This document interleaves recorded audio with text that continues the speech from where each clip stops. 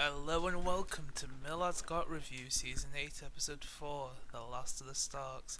This one took me a bit longer to get out as I was relearning some editing, but all the same I hope you enjoy. Take care. In the opening shot was shown a close-up of the body of Sir Frenzo and Jorah the Explorer as you like. Was shown lots of close-up of other bodies such as Lyanna Mormont of Jon Snow mourning over her, Beric Dondarrion of Arya mourning over him, Theon Greyjoy who gets given a Stark pin by Sansa, which then again completes his character arc, showing that he was actually a Stark. And we get given a speech by Jon, which is really awkward. I don't know if there was the acting or if it was meant to be awkward, as he's not given speeches like that before. So I found the speech a bit weird, but on a re-listen and a re-watch to it, I found the speech to be really good because it was a nice reference to the Night's Watch, and these people died doing what the Night's Watch would do, defending the realm. But it was still given really awkwardly. So I'll give it. I enjoyed it, but it was a bit awkward anyway. Next was shown something a bit stupid, which I didn't manage to touch on last episode. Was shown Jorah being buried in his armor, or burned in his armor, which might not seem weird, but it went on to remind me of how Jorah died. If you remember the last episode, Jorah got massacred by a bunch of zombies because he was protecting Dany. Okay, makes sense, his character death made sense. Except when you realise he was stabbed through metal steel plating, his plate body, his armour, multiple times by these flimsy daggers. If you recall to season 1 episode 1, just compare this fight and the importance of plate body to how Jorah died. I mean, this is a character that showed us how important armor was, and then for him to give us a display in season 1 showing how strong armor is against the Iraqs, the steel scimitars, but then to go and die against some daggers in season 8, it just doesn't really make much sense and shows a bit of inconsistency. But overall, I did like this scene quite a bit. Next scene, we're in the feasting hall with all the main characters, all the lords, etc, etc. Jon awkwardly looks at Daenerys, wondering if his aunt will still fuck him, and then nothing really happens except Gendry tries to find Arya, but is stopped by Daenerys, who asks the probably dumbest thing this episode. No. There was probably 5 things more dumb this episode, and this still pissed me off. She asked, "Who is Lord of Storm's End?" Storm's End, a major place, the capital of the Stormlands. But of course, all these lords in this hall, Tyrion, Sam who spent time at the Citadel, not one of these people know who the Lord of Storm's End is. So for whatever reason, Daenerys names him Gendry Baratheon, Lord of Storm's End. A fitting end to Gendry, coming from Fleabottom, having nothing to becoming a lord. Just not done really well. I think it should have been Jon that gave it him instead, but what can you do? We're then given a scene of everyone celebrating Gendry becoming Lord of Storm's End, the Dragon Queen, and fuck you. Stark, the hero of Winterfell. In the next scene, there's something which I really didn't like. There's Tormund giving a speech about Jon, which makes sense, but they're obviously trying to divide Jon and Daenerys, and they've chosen Tormund to do this by him giving a speech on how Jon's such a good king, how he's a crazy madman who rides a dragon, forgetting he was on a dragon a couple of years ago, back in season 7, forgetting Daenerys also rides a dragon, but whatever, he loves Jon, makes sense. He talks about how Jon was murdered, most people stay that way, but he came back and kept on fighting for them, and he said that's a king people follow. Obviously Daenerys is threatened by this, she's insecure, she rules by fear, not mostly as she is the mother of, the breaker of chains, but she still mostly rules through fear of her dragons and what her army can do. Jon doesn't even rule, but people love him anyway, they're naturally drawn to him. Of course any leader would feel insecure, especially knowing that he has the better claim to the Iron Throne. You were married before Sansa. Drink.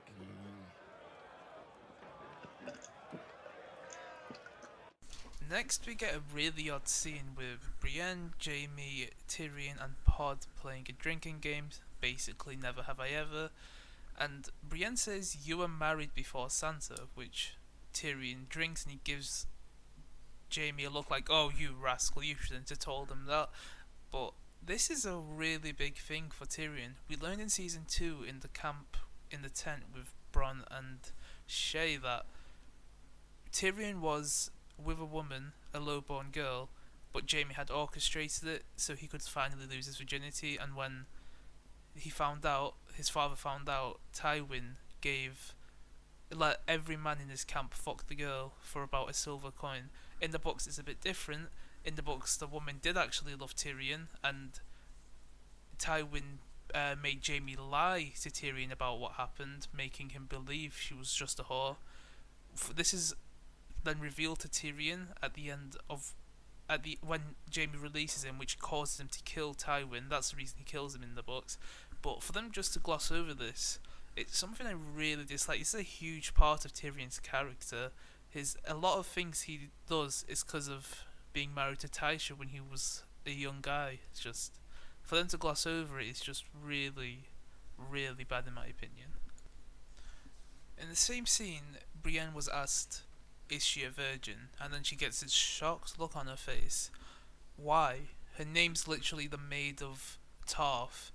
It's in this time it was a good thing to be a virgin, or not even that's not even the right word. They're called maidens, so I don't know why the show uses the word virgin when they never have before. They're called maidens, and for her to get through multiple wars, battles, and keep her virtue, it's a massive thing. She's actually proud of her nickname in the books, being called the Maid of Tarth, because it's still true after everything. I don't understand this. Why is this a bad thing? What? Lisa Arryn had to be shipped off to John Arryn because even though she was the eldest sister, she lost her virginity to Peter Baelish. That's why Catelyn had the better husband in Brandon Stark and then on Ned Stark. So this really doesn't make any sense to me at all. Sansa and the Hound have a nice talk in which Sansa tells the Hound if it wasn't for Ramsay and Littlefinger and all those pricks, she would still be the little bird she is. She touches him and he's not really weirded out by this and she's not terrified of him. I really like this scene. It's a nice contrast to the books where Sansa has a thing for the Hound. She actually kind of fancies him, but the Hound in the books is about 20 years younger. He's about in his mid-20s, so it's a lot less weird, but it's still weird because she's like 13. But there's theories that they'll end up together in the books, and this was either a nice unintentional callback or intentional callback. Either way, I'll take what we're given, and it was a really good scene. Okay, I want you to listen carefully to what Gendry says to Arya here, and I really hated everything about this scene. Even the actors hated it, so I don't know what that's to say. It was just a really retarded scene, but listen carefully to what Gendry says to Arya. Tell me if you spot it. I'm not Gendry Rivers anymore. I'm Gendry Baratheon, Lord of Storm's End, by order of the Queen. Did you catch it? I'm not Gendry Rivers anymore. I'm Gendry Baratheon. What? You were never Gendry Rivers. You were born in the Crownlands, and your father was from Storm's End. Look at this map. If you're a bastard from the north, you're a Snow. If you're a bastard from the Vale, you're a Stone. Bastard from the Iron Islands, a Pike. From the the Riverlands, that's a river run, and etc, etc. The Westerlands, you're a hill, that's the Lannisterlands. Waters, if you're in the Crownlands, the King's Landing, Duskendale, Stokeworth, places around there, that's the Crownlands. Storm is Storm's End and the places around it. So how is he ever a Rivers? He wasn't born in the Riverlands, he was born in the Waters, and even then he would either be a Waters or a Storm, but even then he's neither of them, because to have a second name, a bastard name, you have to be recognised by your father, and Robert Baratheon never knew Gendry, so he was never Gendry Rivers, he was never Gendry Waters, Stone, Flowers, Sand, Hill, Pike or Snow. He was just Gendry, and now he's Gendry Baratheon, but he was only ever just Gendry. Then we have Gendry do some dumb shit, which I'm not going to hate the character for, I'm going to hate the writers for again. He proposes to Arya after professing his love for her and then gets on one knee. Why? Why are you on one knee? This never happened back then. Marriages were only for alliances and shit. What? Why is he getting on one knee? Even out of marriages for love back then, this is not something you would do. Proposals weren't a thing. You would talk to the head of the house in order to get their permission to have the person's hand in marriage. This doesn't really make much sense. And then Arya says no, which I was hoping she would do, and says that's not me, which is another season 1 reference. Okay, we've had quite a bit of them now, just recycling lines. She said the same thing to Nymeria, or well, she said that's not you. She said that to Ned Stark in season 1, like episode 5, when Ned was telling her he'd have a husband and a lord and some kids, etc., etc. In the next scene, we have Jaime coming into Brienne's quarters. They start drinking, and then Jaime has the sickest game I've ever seen. He starts awkwardly taking his clothes off, and she just agrees to fuck him. I mean, I'm gonna start doing this to random. Okay, let me just stop right there. I'm not gonna do any of this. Do not report this channel. But it kind of makes sense though. Jaime being awkward as shit because the only woman he's ever been with is his sister. I don't think he really needed much game to get her in bed. And Brienne will obviously be awkward. She's also a maiden. A maiden, not a virgin. We're using the right terminology here. But either way, this took them fucking long enough, but this should have happened before the battle, and Brienne should have died. But whatever, finally, it took them long enough. And I guess Bronn was right. They are fucking. In the next scene, we have Jon and Daenerys in one of their quarters, don't really know who. They start talking. Well, they try and fuck, but they can't because they know they're related. So good on you for not practicing incest, but it is New Wave, so who really cares anymore? Thanks, George Martin, for that. Then Daenerys says she knows the look people are giving Jon, as in the look of admiration and leadership, and she's like, I know that look. But I've never had it here, across the sea. So maybe this is hinting at her going back to rule in Essos. That's how I always thought her story would end, with her back in Essos. Somewhere like Marine or whatever, just ruling there. I think it would be a fitting end to her. And then I can't tell if she manipulates Jon by like constantly telling him she loves him, and she manipulates him, in my opinion, like after he tells her he doesn't want the throne and he loves her, by telling him not to tell anyone, not even Sansa or Arya, telling him Sansa's not the same girl he grew up with, etc., trying to kind of manipulate him. This is how I saw it, but I can't really tell if she's manipulating him or if Daenerys actually loves Jon. It's kind of hard when you've got the two shittest actors on the show. Like, genuinely, I can't think of two actors worse than these two. There isn't. They have no chemistry, and I can't tell if the characters love each other. I know Jon loves Dany, but I don't know if Daenerys loves Jon. Yeah, it's a bit weird. We're now in a room with all the heads of the armies to plan the attack on King's Landing. Grey Worm tells us half the Unsullied are left, and then we see the Dothraki guy, who doesn't really have a name after the last one died, who I didn't even remember the name of, remove half the Dothraki army from the board, showing that despite us seeing all the Dothraki die and all the Unsullied die, there's still half.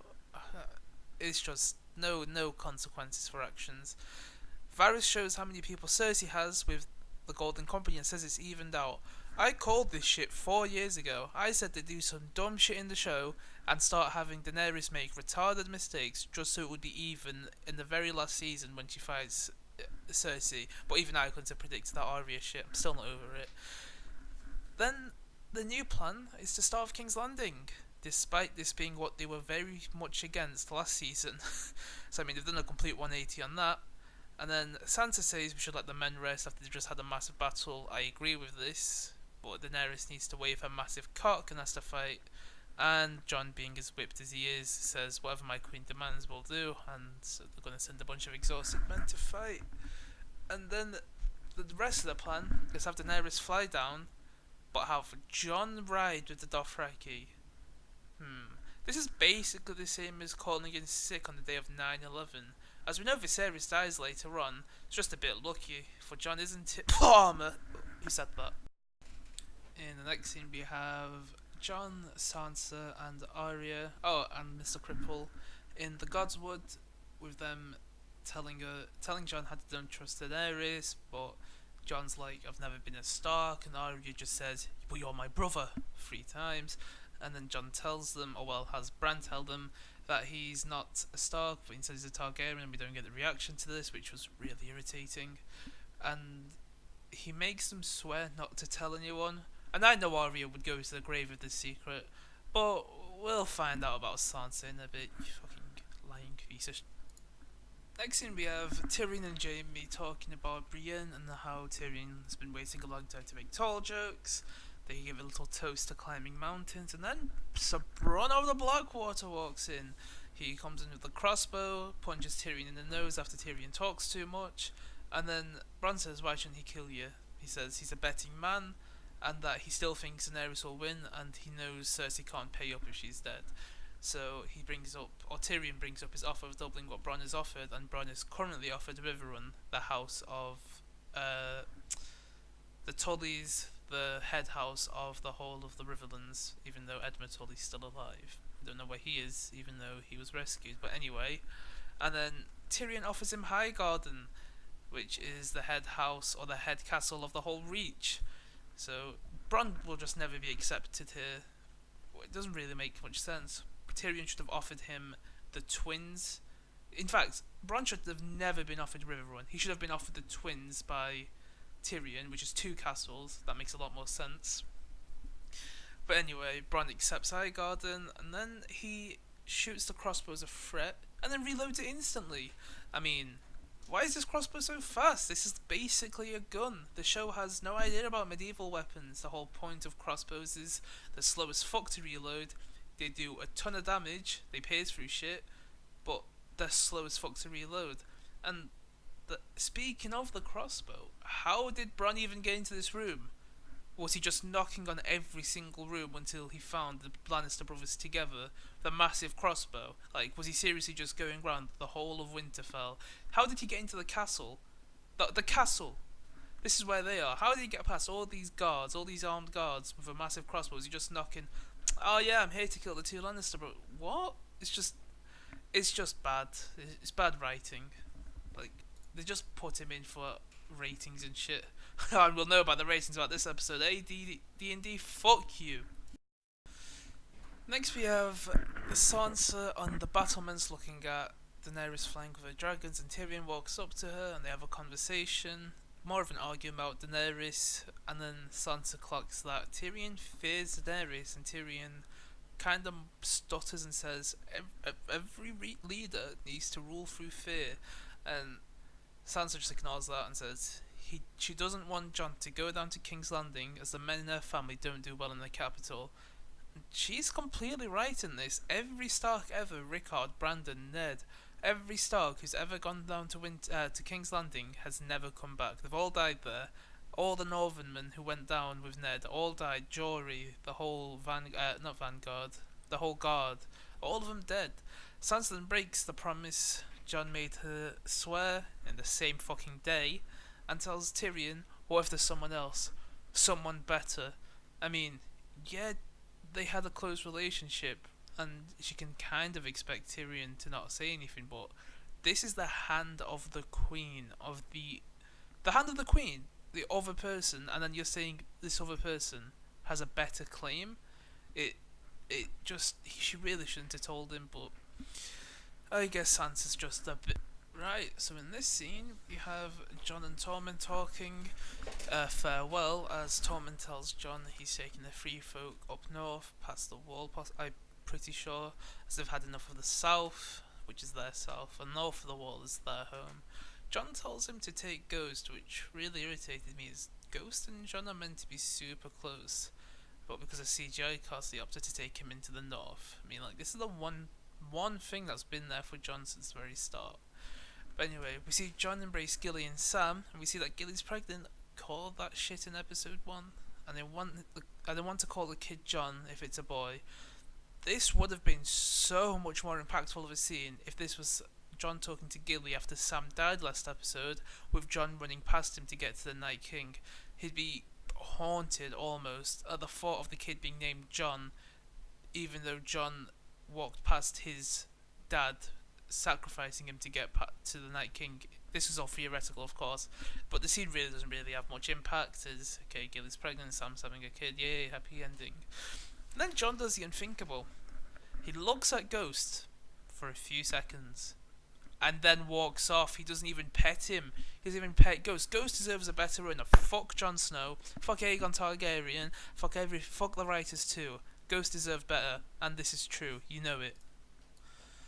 What do I even say about this? Seriously, like, come on, this is probably one of the worst scenes I've ever seen. Right, so we're with Dany and Tyrion, Varys, all her advisors, and the Unsullied, the Dothraki with Jon.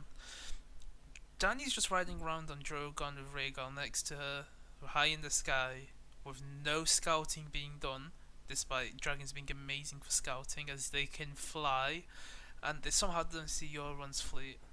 But then Euron and his fleet just free shot fucking Rhaegal, once in the chest, once in the wing, and once in the throat, just killing him. At the time, I thought this was like a flashback sequence or like a dream sequence by Bran. I was like, okay, cut back now, and then I realized, no, this is happening. And then let me run you through some history. During Aegon's conquest, there was Aegon and his two sisters.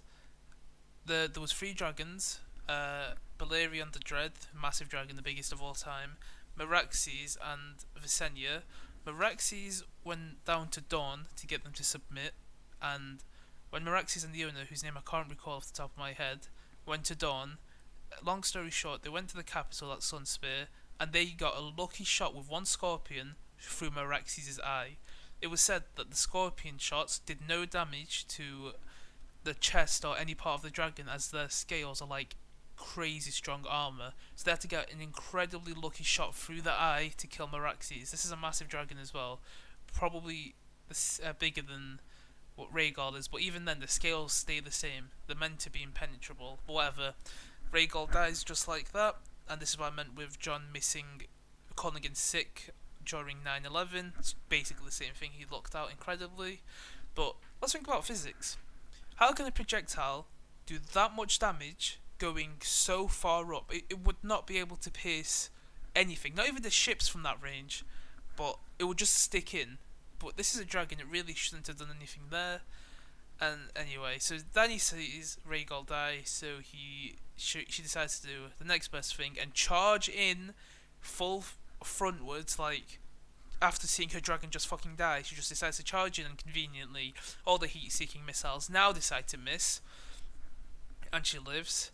But let me see, the ships being obliterated by the same scorpions, and it doesn't really make much sense. At the very worst, they just stick into the ship. They wouldn't penetrate it all the way through and destroy it. I mean, these things are doing much more damage than cannons do, and that uses fucking gunpowder. But apparently physics doesn't matter in the show anymore. There was only one thing I liked about this whole scene. It was the scorpions. If you look at this picture here, the detail on the scorpions are really nice. It's got Euron's blood eye, which is a nice reference to his books, and it's also got the arms of the scorpion looking like tentacles of a kraken, octopus, etc. So this I liked, but nothing else, man. I mean, come on, what was this shit? So in the next scene we find out that Cersei has allowed all the commoners to come into the Red Keep to be safe from Daenerys. I like this because it forces Daenerys to be the bad guy if she's to come raid the Red Keep. I mean, the commoners don't see these kings and queens as bad or good. They see them as who can protect them, and they see Cersei being good to them, which the commoners, they don't know any better. They don't have the behind the scenes info we do. But this is a very good idea by Cersei. And then Cersei tells Euron that she's pregnant with his child, so I'm guessing she's hoping Euron is shit at maths when the baby comes out 6 months early or whatever, and it's actually Jaime's. But remember this, remember Cersei telling Euron she's pregnant, okay? I want you to remember this. Oh, we also find out Missandei's been taken, I can't remember if I said that. Next, we're in the planning room with Grey Worm, Varys, Tyrion and Dany, and basically talking about how Dany's gonna raid the Red Keep, and Grey Worm's like, we should storm the city. Varys reminds her that he once said if he ever thinks she's making a mistake, he'll look her right in the eyes and tell her. So he looks her right in the eyes and tells her it's a mistake, and then she goes on about how her destiny is to free people from tyrants. But if she's killing all these people, wouldn't that really make her a tyrant? I don't really know. I think this is a good idea by Cersei, and I think Daenerys should honestly just raid King's Landing. It would cause a lot less damage in the long term, which she seems to be the only one thinking about, but for some reason Tyrion and Varys are like, nah bruv, you can't just kill her right now, it's bad. But I agree with Daenerys, just kill the bitch, like seriously. Now we have a conversation that was similar to one earlier in the episode. I just chose not to put it in the earlier one because this one's more fleshed out and it's just basically the same. So this conversation is Tyrion and Varys is now in favour of Jon. He says how cocks matter and how he's the true heir. He also mentions a very good point of how Jon is the son of a Targaryen and a Stark, meaning they can actually be peace of the North as they have an actual Stark on the throne who's also a Targaryen. So this is a good point. But he says Jon and Daenerys can't really marry, even though that would be the perfect thing. But he does call Jon whipped, basically, saying she's too strong for him and she'll bend him to her will, as she already has, which I kind of agree with. But I mean, you could still be worked out in a marriage, not a love marriage, an alliance marriage where the North would speak for Jon and then they would come to actual terms. But yeah, kind of makes sense, kind of doesn't. And then Varys is just speaking of treason so openly, like in a place where he can easily be heard with no consequences. What is the master of whispers, not the master of speaking loudly? Like, Jesus. But anyway, decent scene. We get a quick scene of Jaime and Brienne talking, with Jaime about to dip out of Winterfell without telling Brienne anything, but she catches him, and then he basically gives a speech on how he's addicted to Cersei and what he's done for her, such as pushing Bran out the window, killing his cousin. That was back in season 2. And I don't think this is him going back to Cersei to be with her. I think this is him going to kill Cersei, fulfilling the Valonqar prophecy. If you don't remember, we got that in season 4 in the cold open, when Cersei went to Maggie the Witch, and she was like, your little brother would kill you. I can't remember if that was put in the show, but I'm pretty sure it was. And Cersei's always thought that was Tyrion, but many have theorized it's Jaime, which makes a lot more sense. So hopefully he does go and kill her, and he says this stuff to Brienne so she doesn't mourn him if he dies. Kind of makes her hate him, to forget about him, but he probably shouldn't have given some dick before that, bro. Anyway, let's hope he's going down to kill Cersei and not be with her. So in the final scene we have what seems to be King's Landing, but apparently it's a fucking desert now. I mean, just look at this picture from back in, I don't know what season this was, but this is what King's Landing should look like, but I guess they just kind of forgot. And then the CGI of the castle looks really bad. This whole scene is just really wrong. It feels like they're in the desert in Assos. Like, it looks like they're outside the Carth. But anyway, so they come up to negotiate with Cersei. Now this makes no sense. Look at all these fucking scorpions on the castle. Like, if they can shoot a dragon out the air, and these lot are like not that far away, wouldn't Cersei just fucking obliterate all of them? You've got your opposition's king or queen, sorry, is Dany. You've then got the Hand. You've then got the fucking commander of the Unsullied. You've then got a last dragon. I mean, just like fucking unload of these scorpions. We then have some negotiation between Tyrion and Cersei, in which Tyrion mentions Cersei's pregnant. Like, how would he know this unless she was pregnant before she told Euron, and for some reason Euron doesn't question this? Maybe Qyburn told him in the passing by, maybe that's what Euron thinks, but then again, just bad writing again. Cersei basically says no, etc, etc. Qyburn points out how they're all wounded, and then to my last point, and he says they're all vulnerable, which goes into my last point on how the Scorpion should just kill them all here. Cersei really has no honour. Don't see what her problem is with killing all these people, but anyway, it just doesn't happen. And then we get Miss Sunday's head chopped off, and I felt nothing. I genuinely felt nothing for this because the acting was terrible from Emilia Clarke. A couple of my housemates also pointed out they didn't like her acting. They just felt nothing. It's just bad acting. And her Missandei's last words were Dracarys. Now this confused me at first. I was like, oh shit, the dragon's gonna blow shit up, and then he just sits there awkwardly. But then thinking about it, I was like, okay. She's saying Dracarys to basically tell Dany to blow this whole city up. And this is her pushing limit. This is what pushes Dany over the edge and causes her to actually burn down King's Landing. I still think Missandei's last words should have been Valar Morghulis or Valar Dohaeris. Valar Morghulis would have made more sense, all men must die, but this is what we got. Not too dishappy about it, but yeah. So my overall thoughts on the episode were it was probably the worst ever in the whole series. There was just a lot of plot hole inconsistencies, such as Daenerys not scouting of her dragons. There was a lot of bad dialogue. There was a lot of misspoken facts, such as Gendry Rivers. There was Bronn walking into the Lannister brothers' quarters with no no problem. There was just so much Varys talking about trees, and I just really disliked this whole episode altogether. It was genuinely the worst episode of the whole series, possibly one of the top 10 worst episodes of all TV, and I'm not even exaggerating, it's just... Yeah, oh well, hopefully, and I don't know why I still have hope, hopefully episode 5 and 6, that there's still some kind of big twist or some kind of redeeming factor, because honestly, we genuinely need something right now, and I'm not the only one thinking this. This episode is the lowest rated episode of every single Game of Thrones episode, and this is including the Sand Snakes back in season 5. This is how far we've fallen. But anyway, thank you for watching Millads Got Review Season 8 Episode 4. This one took me a lot longer to make due to having to relearn editing, but I hope it's better quality than the last one, and any feedback would be greatly appreciated. If you watch this far, I'd hope you can like and subscribe. I would greatly appreciate it. Thank you very much.